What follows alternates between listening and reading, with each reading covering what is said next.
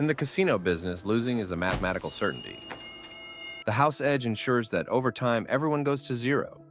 It's built into the fabric of every game, every spin, every hand dealt. The odds are never in your favor. They can't be. That's how the machine works. But in 2007, one man didn't just lose. He didn't just have a bad run or a terrible year. He was systematically annihilated in a way that defied comprehension. This is Terrance Watanabe. In a single year, he lost $127 million at Caesar's Palace and the Rio. That's not a typo. $127 million. To put that in perspective, that represented roughly 6% of Caesar's total gambling revenue for the entire Las Vegas operation that year. 6%. From one man, from one chair. The media called him a whale, the industry term for ultra-high rollers who bet millions. They called him the biggest loser in Las Vegas history. Headlines screamed about his recklessness, his addiction, his spectacular fall from grace. But that is the comfortable version of the story, the version that lets us sleep at night. The version where a rich man simply made catastrophically bad choices and got what he deserved. The truth is much darker. This wasn't just bad luck, and it wasn't just an addiction, and it was an extraction. Legal filings and internal reports reveal that Caesars didn't just watch him lose. They drugged him, they monitored him, and they engineered a psychological prison he couldn't escape. Today, we open the file on the $127 million trap. Before we get started, I would like to give a shout out to Rusty Skies. You're doing great things for this channel, and we enjoy having you here. Now let's get to the video. Terrance Watanabe wasn't a Las Vegas native. He wasn't born into the neon lights and the perpetual hum of slot machines. He came from Omaha, Nebraska, about as far from the Strip as you can get, both geographically and spiritually. He was the heir to the Oriental Trading Company, a massive mail-order empire built on importing cheap goods. The plastic toys in your childhood cereal boxes, the party favors at every birthday, the tchotchkes that filled America's junk drawers for generations. His father built the company from nothing, and Terrance took over in the 1970s. For decades, he wasn't just maintaining the business. He was growing it, expanding it, turning it into a retail behemoth that generated hundreds of millions in annual revenue. By all accounts, he was good at what he did. Methodical, disciplined, strategic. He wasn't a degenerate. He wasn't reckless. He was a businessman who understood numbers, margins, and calculated risks. The kind of person who built empires, not destroyed them. But in 2000, something shifted. After running the company for nearly 3 decades, Terrance made a decision that would change the trajectory of his entire life. He sold his entire stake in Oriental Trading Company, every share, every piece of the empire his family had built. He walked away with hundreds of millions of dollars in liquid cash and severed the only structure that had governed his life since adolescence. And suddenly, for the first time in his life, he had zero purpose. No meetings, no deadlines, no accountability. Psychologists call this identity displacement, the sudden loss of the framework that gives a person meaning and restraint. Most people experience it after divorce, bereavement, or retirement. In Watanabe's case, it came with extraordinary wealth and unlimited free time. Casinos have a term for moments like this. They call them life events. A life event isn't tragic on its own, but it creates a vulnerability window, a period where habits dissolve, defenses weaken, and risk tolerance quietly spikes. Casinos don't guess when these windows open.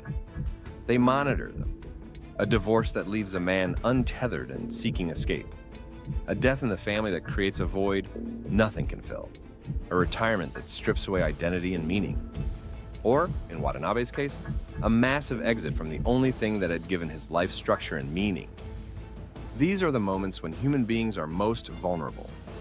When the psychological armor we build through routine and purpose suddenly cracks. When we're looking for something, anything, to fill the emptiness. Casinos study these moments. They have entire departments dedicated to identifying people going through life events. They track obituaries. They monitor business sales. They know when you're vulnerable before you do. When Watanabe landed in Vegas in the early 2000s, he wasn't looking to win money. He already had more money than he could spend in 10 lifetimes. He was looking to feel something. to fill the void where his purpose used to be, to experience something that made him feel alive in a life that suddenly felt completely hollow. And Caesar's Palace recognized him immediately. But before Caesar's, there was another casino Watanabe loved going to, the Luxury Wynn Las Vegas. Within a year, Watanabe spent so much money, the owner of the casino, Steve Wynn, wanted to meet with him. After the meeting, Wynn made the decision to ban Terrance from his casino, stating he was a compulsive gambler and alcoholic. So Watanabe went to Caesar's Palace, and they welcomed him with open arms. The moment a high roller walks through these doors, they're assigned what's called a theoretical loss. This isn't a guess, this is advanced mathematics. Casinos employ teams of statisticians and data analysts who calculate with terrifying precision exactly how much they can extract from a person before they break. They factor in your net worth, your betting patterns, your psychological profile, your vices, your weaknesses. They run the numbers on your soul and assign it a dollar value. For Terrance Watanabe, that Theo was astronomical. He had liquid assets in the hundreds of millions. He had no family obligations draining his resources. He had time, money, and a gaping psychological wound that gambling could theoretically fill. The calculation was simple. This man could be worth over $100 million to us if we play this correctly. And then they rolled out the red carpet, not as a courtesy, as an investment. They gave him complimentary suites, private jet transportation, gourmet meals prepared by world-class chefs, tickets to any show, any fight, any event he wanted. But this wasn't hospitality. This was the opening move in a carefully orchestrated extraction. Every luxury, every comfort, every gesture of generosity had one purpose: to keep him in the building, to keep him at the tables, to keep him betting. Because in the casino business, the product isn't entertainment, it's time. The longer they keep you there, the more certain your destruction becomes. In most businesses, the customer is king. The entire operation revolves around their satisfaction, their comfort, their desires. But in the high roller pits of Las Vegas, the customer isn't king. The customer is a resource to be mined, a vein of ore to be extracted until there's nothing left but dust. And to mine Terrance Watanabe, effectively, Caesars didn't just give him a room key and a pat on the back. They gave him something far more dangerous. They gave him a handler.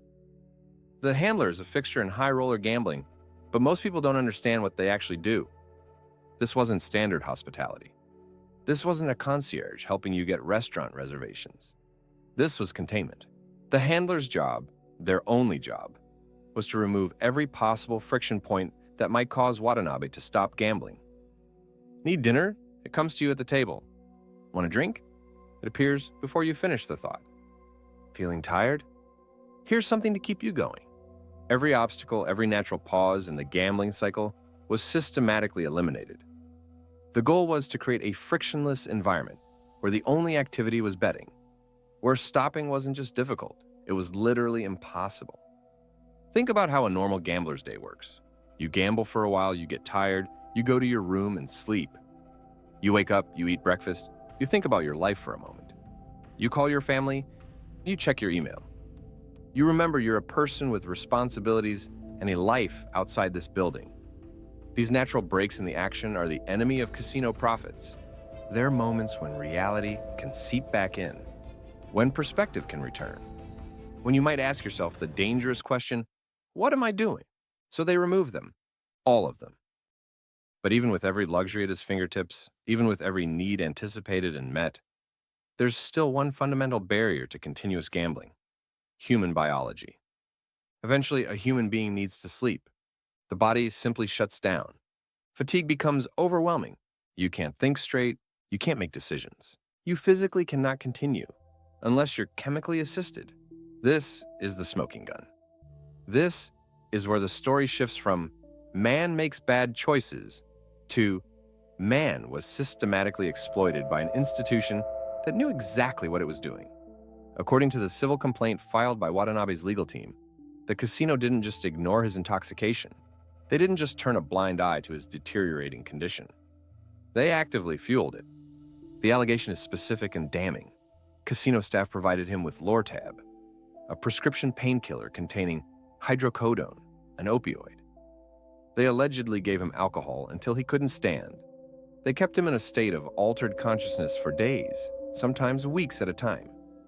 Witnesses later described Watanabe gambling for 24 hours straight, slurring his words, falling asleep at the table, sliding off his chair.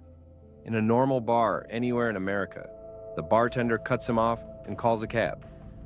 It's not just good practice, it's the law.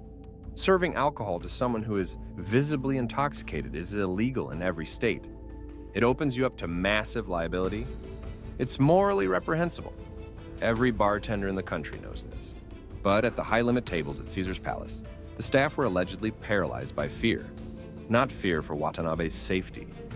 Fear of the consequences if the game stopped.